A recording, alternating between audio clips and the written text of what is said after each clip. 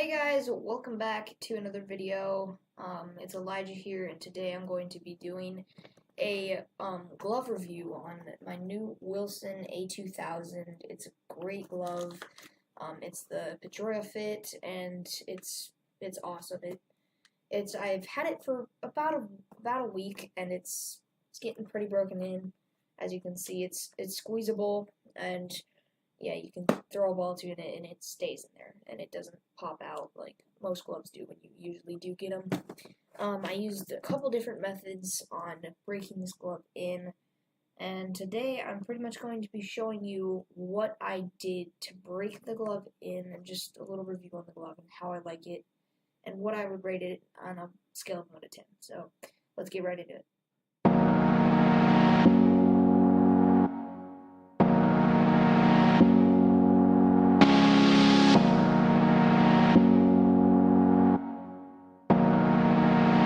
So first off, one of the first methods that I used to completely break in this glove was just banging it with this mallet and then squeezing it, so like that. So just hit the mallet into it hard.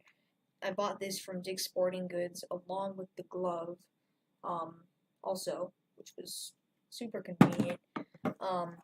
And I also got a ton of other stuff that I'm about to show you from Dick's Sporting Goods also.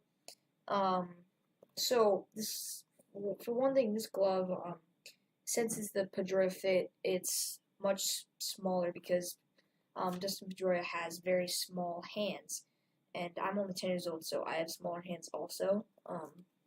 Basically, just the smallest hands that I would have as a 10-year-old, and so this glove pretty much fits me perfect. So it's an adult glove, but it basically feels like it's the same glove that I wore for the last few years.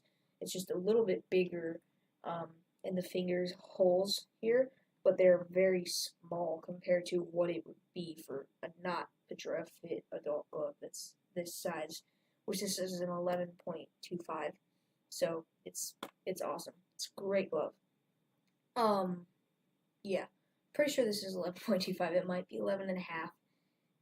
I can't remember. They have them in both sizes though, 11.25 and 11.5. I'm pretty sure this is one of them. So yeah, but it's a great glove and it fits me perfect for a 10-year-old. Usually when you get this glove, you're probably gonna be like 12, 13 years old, but it's a great glove and it works great.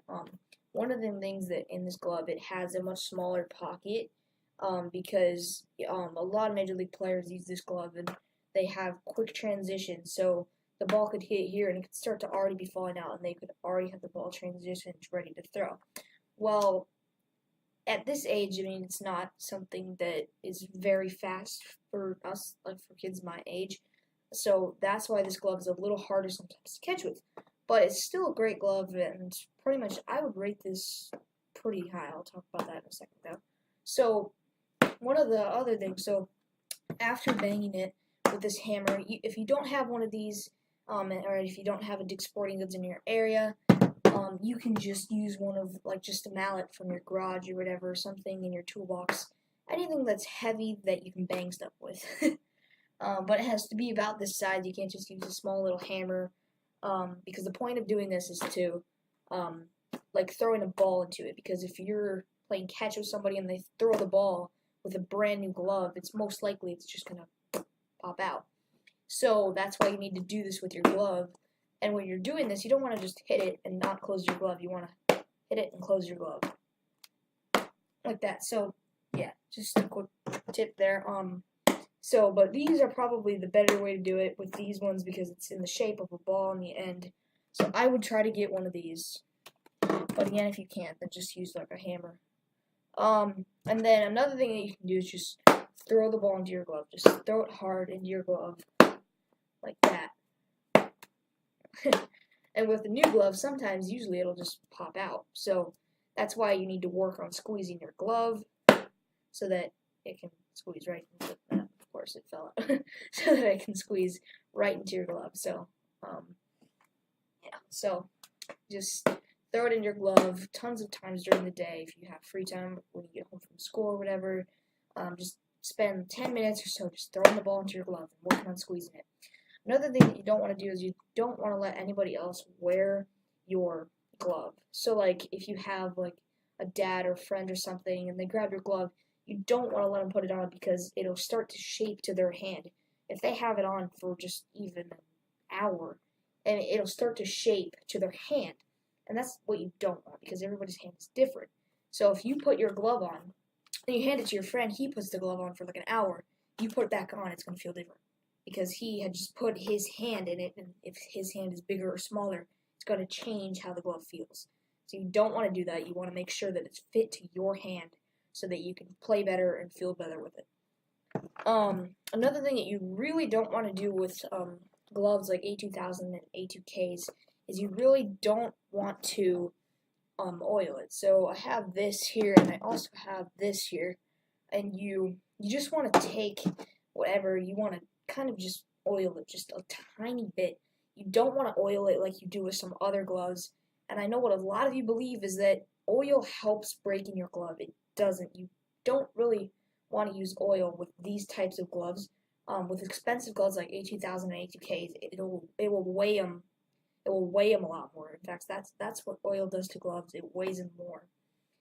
Let's say you just have another like a different glove, like right here. This is my first glove that I used in my first years of coach pitch, and I would use this in t-ball, but I didn't play t-ball. So it's a very small, cheap glove. I don't think this is even real leather. It's completely broken in and completely out of form. Although it still does fit my hand, and it's super easy to squeeze. One thing that we made a mistake doing, we oiled this and my other glove that I used in my last years, we oiled it too much, and it kind of can start to ruin your gloves a little bit. So you don't really want to oil it as much as you think you should. As a lot of videos say that you should, you don't really want to. Oil it if you're putting it away for the off season. Oil it after maybe a couple games when it starts to get dry and dirty, or if the laces start to get dirty. And when you first buy it, just put a tiny bit of oil on it. Otherwise, it's going to end up ruining your glove. So that's pretty much it for the break-in process. The other thing that I did is I took water that was about 250 degrees, 150 degrees. I don't know. I think it was, I don't know. It was, I will put the link in the description for the video that I watched. The ASO guy, the owner, the head of Wilson, he made a video on breaking in this glove, and one of the things that he did was he poured hot water that was, I'm pretty sure, 250 degrees. He poured it all over the glove, and what a lot of us do is we pour cold water on the glove. You don't want to do that. It's going to ruin your glove, and you don't want to pour water that's too hot or too cold, like I just said. You want to pour it at that temperature. I'll put the video link in the description just in case I'm wrong and it's not the right temperature. So definitely watch that video before heating it up and pouring 250 degrees because it could ruin the glove. So I don't know. But I would say with this glove, I would rate this a 9 out of 10. There's a couple downsides of it because the ball can pop out much easier because of the smaller pocket, or the smaller palm and the smaller pocket. The pocket's not as deep, so the ball can hit the pocket and still bump out. So it makes things kind of difficult, but it's still a great glove. I would totally recommend buying this glove.